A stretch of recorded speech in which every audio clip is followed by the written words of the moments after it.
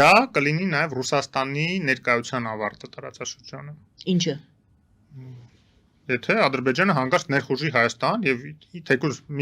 ինչ որ մի բնակավայր գրավի եւ պահի փորձի ինչ որ ժամանակ պահել։ Ես էլ եմ ասում, ոնց մտնի, կար ժամանակ հետո տենց դուրս է գալու ճնշումների ներքո։ Բայց եթե մտնի փորձի պահել, հաջորդ քայլով Հայաստան ոչ միայն այդ սառեցված հապկից ուղակի պաշտոնապես դուրս է գալու, այլ նաև բազայի մասին պայմանագիրն է չեղարկելու։ Այսինքն ձեր հիմնական կետը այն է, որ Հայաստանը չպետք է դիմի հապկին այդ դեպքում, որպեսզի հնարավորություն չունենա Ռուսաստանը գալու, փրկելու Հայաստանը եւ կանգնելու Սյունիքում։ Միայն հապկի հարց չի։ Մենք ունենք նաև բազայի պայմանագիր։ Հապկը սառեցված է։ Չէ, դե հենց հապկ թող չլինի, ճիշտ եք ասում։ Բազայի մասին պայմանագիր կա։ Եթե բազան ինչ որ գործունեություն ծավալի, ասենք այնտեղից ինքնաթիռներ, չէ, պարտադիր չէ կան հողի վրա կանգնեն։ Մենք բազայի պահվածքը, ռուսական զորքերի պահվածքը կտեսնենք այդ ժամանակ։ Կա ավիացիա, բազայում կանգնած։ Տեսնենք այդ ավիացիան կռնբահարի, օրինակ օդանավականները Ադրբեջանի սահմանին երկայնքով գտնվող, որտեղ որ այդ դրոնները կամ ինքնաթիռները իրենց որևիցե ընթարման ժամանակ ինչ որ ձևով իրենց դրսևորել են, ցույց են տվել, որ այո։ Իրանք ասել են այնտեղ սահմանային ինչ որ փոքր բախումներ ա եղել, դրա համար մենք կապ չունենք, բայց եթե գալիս է մտնում ինչ որ տարածք ա գրավում, ինչ որ բնակավայր ա գրավում, իսկ մեծ խորանալ հնարավոր չի առանց բնակավայր գրավելու։ Այսինքն այստեղ չպետք է պետք է ասեն։ Չեն, ուրեմն չեն կարող են այս ֆորմուլան աշխատի, այս բանաձևը աշխատի այդ դեպքում։ Այդ արդեն պետք չի որ Փաշինյանը դիմի Ռուսաստանին 102-րդ բազան։ Ուրեմն կա երկու տարբերակ։ Կգա փրկության եւ այդ բանաձևը աշխատի։ Ռուսաստանը կգա կկանգնի Սյունիքում։ Ուրեմն կանգնելու հարց չկա, էլ եմ ասում։ Կանգնելու համար պետք է Հայաստանի թույլատվություն եւ որոշում։ Բավական է նաև այլ միջոցներ Ռուսաստանի կողմից կիրառության, ոչ եթե դաշնակից ես դու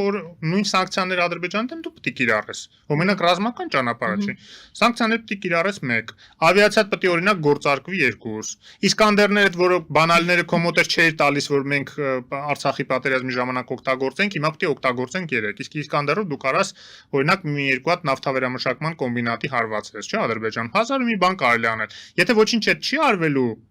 իսկ ես կարծում եմ չի արվելու, որտեղ դա համատեղ ռուս-ադրբեջանական օպերացիա է լինելու։ Դա նաև բազայի պայմանագիր չեղարկելու եւ Ռուսաստանին նաև այդ առումով դուրս շպրտելու հնարավորություն կստեղծի եւ բերելու այս դեպքում արդեն ոչ թե պարզապես զորավարժությունների միջոցով օրինակ ամերիկյան զորքերը որ գալիս գնում են եւ կարծես թե Իրանը շատ էլ նորմալ է դրան վերաբերում։ Մենք մի անգամ ինչ որ բողոք կամ պահանջ չտեսնանք։ Եվ դա շատ լավ է, որտեղ Իրանը հասկանում է, որ ինքը միայնակ այսօր չի կարող պաշտպանել Հայաստանի տարածքային ամբողջականությունը եւ չի կարող ներքաշվել մեծ պատերազմի մեջ հանուն դրա եւ այդ առումով Իրան նույնիսկ ձեր է տալիս արևմուտքի ներգրավումը, բայց ես ասում եմ պարտադիր չի ամերիկյան զորքեր կան կանգնեն արևմտյան ոնց որ ֆրանսիական, բրիտանական խաղապահների հիմա ծրագիր կա Ուկրաինայում նույն հաջողությամբ այդ խաղապահների ծրագիրը այստեղ Հայաստանում կարող է լինի եւ այդ ամեն ինչը բերելու են նրան էլի եմ ասում վաղ թե ուշ եթե նույնիսկ հանգարց կարողանա մտնի ինչ որ մի քանի բնակավայր գրավի Ադրբեջանը դուրս է գալու շատ խելոք բայց իր համար շատ ծանր հետևանքներով մեկուսացման տանող հետևանքներով իր համար եւ ամենակարևորը Ռուսաստանի դուրս շպրտվելու գնով մեր տարածաշրջանից, որը վերջապես փրկություն կլինի ամբողջ տարածաշրջանի համար։ Էլի եմ ասում, այն ինչ որ ես ձեզ ասացի, որ ազգայնականության այդ ալիքը նորից շահագործելու նպատակով ընդդեմ ընդդիմության, ընդդեմ կեմալականների ինքը այդ հիշեցնում է նաև թուրք ժողովրդին, որ տեսեք, այս դրսերում ինչ գործեր եմ արել, այո։ Ինչ ենք զիջել, ասում է ուրեմն երբ Փաշինյանը, երբ որ ասում են դուք շատ բան եք զիջել, նա ասում է այո, ունեցել ենք կորուստներ, բայց ունեցել ենք նաև ձեռքբերումներ։ Ես պետք է հարցնեմ ձեզ իր ձեռքբերումների մասին կարող է խոսել Փաշինյանը, իհարկե վերլուծաբանները արդեն ասել են, երևի նա նկատի ունի, որ ավելի անկախ է դարձել, ավելի ինքնիշխան է դարձել Հայաստանը, մի քայլ առաջ դնելով ասում եմ պարզապես, բայց այդ հարցը ինչ ձեռքբերումներ ենք ունեցել, այո, ասում է ունեցել են կորուստներ, բայց ունեցել ենք նաև ձեռքբերումներ։ Ձեռքբերումը հենց այս իրավիճակն է, երբ որ Ադրբեջանը խիստ կաշկանդված է, որովհետեւ ինչ որ էսկալացիայի դիմելու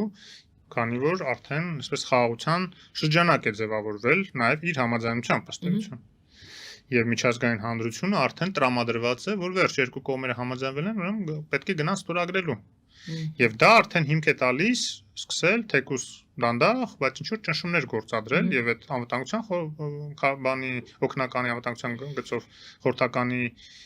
ուղերձը եւ արևմտյան տարբեր երկրներից ուղերձները, որ ստորագրել ժամանակը եկել է, դա դրա մասն է խոսում, բայց իմ համար տարօրինակ է, որ նույնիսկ այս թակարդը գցելուց հետո, եթե նույնիսկ համարում ենք, որ թակարդը գցեցինք Ադրբեջանին, բայց էլի վարչապետը խոսում է էլի հավելյալ զիջումների պատրաստականության մասին։ Տեսեք, երբ որ ասում եմ, բայց ինչ ենք միջև հիմա զիջել, այդ փոխադարձ է եղել, ոչ, ուզում հիշեցնել, որ մի քանի անգամ գնաց եկավ այդ վերջի երկու կետը, որովհետև Հայաստանը կոնկրետ առաջարկներ ուներ, որ չէր ուզում զիջեր, որոնք շատ բանական էին։ Մեկը վերաբերում է նրան, որ եթե միջազգային ատյաններ մեր հայցերից հրաժարվում ենք, գոնե պայմանավորվենք, որ այդ վեճերը, որի հիման վրա մենք պետքա միջազգային ատյաններ դիմենք կամ արդեն դիմել ենք, այդ վեճերը մեր երկկողմանի կոնֆլիկտի, վիճաբանությունների առիթ, էսկալացիայի առիթ չդառնան։ Դա էր ասում Հայաստանը,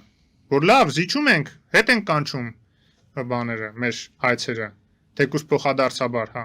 բայց պայմանավորվենք, որ միայն միջազգային ատյանները չէ, մենք մեր մեջ այդ խնդիրը չունենանք, այդ հայցերի առարկա խնդիրը։ Ադրբեջանը դրան դեմ էր, ինչի էր դեմ։ Որովհետև հենց արդեն համաձայնությունը տալուց հետո այդ համաձայնագրի բանը այդ իրանց արտգործնախարարը ինչ է լավ ասեց։ Ասեց մեկ է փոխհատուցումների հարցը մնում է։ Այդ որ տասնյակ միլիարդավոր 50 միլիարդը 100 միլիարդը մեկը այդ մնում է։ Կոպիտ ասած ասում է մենք հա չենք դիմի միջազգային դատարան, բայց մեկը Հայաստանը պետք է մեզ վճարի այդ։ Երկկողմանի բան կանեն, կճնշենք կվճարի։ Այսինքն ասում է ձեզ թույլ չենք տալու, որ դուք արբիտր բերեք, որ արդար տեղի ունենա մեր պահանջների, մեր վեճերի քննարկումը, բայց դա չի նշանակում, որ մենք չենք ճնշելու ձեզ ուղղակիորեն, որ մեր ուզածը չանեք։ Դե Փաշինյանը այսպես մի րոպե դրան պարզապես ասեմ, Փաշինյանը ասեց, այո, կարող է Ադրբեջանը նոր պահանջներ ներկայացնել, բայց դա չի նշանակում, որ բոլոր այդ հարցերը պետք է մենք քննարկենք, հետաքրքիր բան է։ Դե կներեք, էլի Ադրբեջանը որպես ավելի ուժեղ կողմ անդադ ճնշումների հնարավորություն գտնելու է, նույնիսկ եթե դա ռազմական չի լինելու։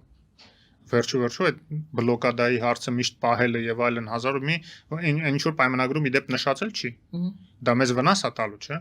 Այդ մեկ, երկրորդը։ Երբ որ դիտորդների պահը ասում էր, կապվում էր Հայաստանի կողմից, որ լավ, դիտորդներն էլ ենք պատրաստ սահմանից հետ կանչել, հետ բերել, բայց գոնե այն հատվածներից, որտեղ դեմիլիտացվի եւ դա բացատրվում էր այստեղ, որ դա անում ենք, որպիսի մոտիվացնենք նաեւ Ադրբեջանին, որ դելիմիտացիայի գործընթացը ավելի արագ լինի։ Այսինքն նույնիսկ դրանից հետ կանգնեց, զիջեց Հայաստանի հայկական կողմը եւ հիմա գիտեք, իդեպ հենց համաձայնագրի ստորագրումից անմիջապես հետո իշխանությունների աջակիցները մեզ քննադատում էին, բան, ինչ եք ասում, դիտորդների հարց այնտեղ չկա, հենա վարչապետն էլ ասեց դիտորդի անուն չկա այնտեղ։ Բայց տեսակ որ դիտորդների մասն էր խոսքը։ Տեսակ որ կար։ Ինչ եք հեքիաթներ պատմում, թե չգիտեմ, ձեզ եք հիմարի տեղ դրել, մեզ եք հիմարի տեղ դրել։ Ամբողջ քննարկում դիտորդների մասներ այդ երրորդ ուժ ասածը դիտորդների մասներ վերջը հաստատվեց թե երեկվա հարցազրույցով, թե միջև այդ նաև արտգործնախարարի խոսույթով, որ դա այո դիտորդների մասին էր։ Ուրիշ բան, որ հիմա խոսքը գնում է, որ դիտորդների ներկայությունը ամեն դեպքում Հայաստանում մնալու է, եւ դա նենց էլ չէր, որ մենք մտածում էինք, որ Հայաստանից պետք է գնան, որովհետեւ համաձայնագրի տեքստի մասին, երբ որ կար ակնարկներ, չնայած չենք տեսել տեքստը, բայց ակնարկում են, որ խոսքը գնում է սահմանից հետ բերելու մասին։ Բայց համենայն դեպս էդ էլ ահագին մեզ վնասելու է եւ ամենակարևորը այն, երբ որ վարչապետը ասում է բուն նպատակը գործիքներից չենք տարբերում երբեմն, որ նպատակը խաղաղությունն է, իսկ դիտորդների ներկայությունը ընդհանրապես գործիք է այդ խաղաղության հասնելու։ Կներեք, այդ գործիքը բայց նաև ապահովում է, որ դիմացի կողմը գայթակղություն չունենա, խաղաղությունը խախտելով շարքսի քո վրա, որտեվ այնպես չի, որ ինքը չի ուզում խախտի խաղաղությունը։ Ինքը ուզում է խախտի, բայց ինքը վախենում է խախտի, որտեվ չի ուզում ագրեսորի կարգավիճակում հայտնում միջազգային հանրության աչքերի առջև, բայց եթե դու դիտորդներին հանում ես, վաղը ինքը առավել եւս դելիմիտացված գոտուցել չէ, սովորական ամեն տեղից էլ կուզենա կհարցակվի, կասի, բայց ես ով ասեց ես եմ հարցակվել, իրանք հարցակվեցին, ես պատասխանեցի։ Այդ ժամանակ արդեն դիտորդ չի լինի, որ ասի, չէ, մի րոպե, մենք ընդեղ ենք, տեսանք, գնացինք, դիտարկեցինք, տեսանք, որ ով էր հարցակվողը։